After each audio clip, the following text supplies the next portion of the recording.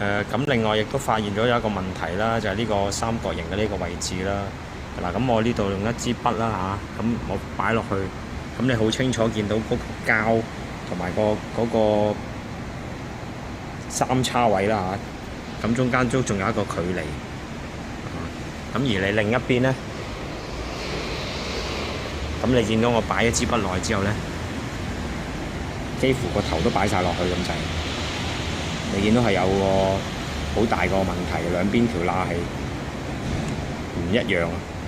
係啊，咁大家可以留意翻下，第日收車嘅時候，盡量多啲留意翻呢啲位啦，嚇。啊，見到嘛？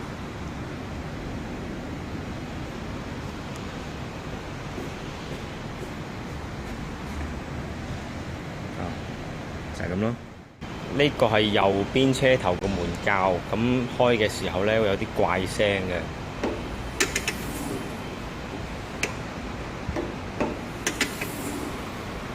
咁另一邊就冇嘅。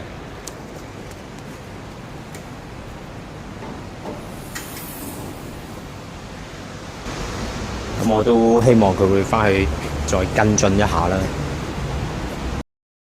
早晨啊，林生。係，hello。香港驗車師傅啊，添啊。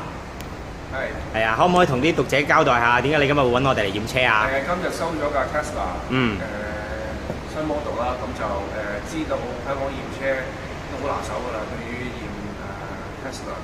Tesla 都幾多嘢要驗㗎嘛，即係睇啲。咁你架車今日有冇發現到問題？都有啲嘅，前邊有幾樣嘢咯，咁就前面個頭冚開關有啲聲，咁要去跟進下。側邊有啲後邊有啲冚好似唔係好，大細罅咯，係咪？大細罅咁咯，係咯。OK。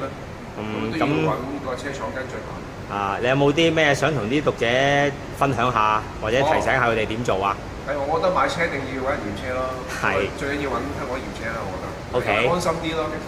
好啊。有時冇事都安心啲。好，咁多謝晒你啦，今日啊，再見，拜拜。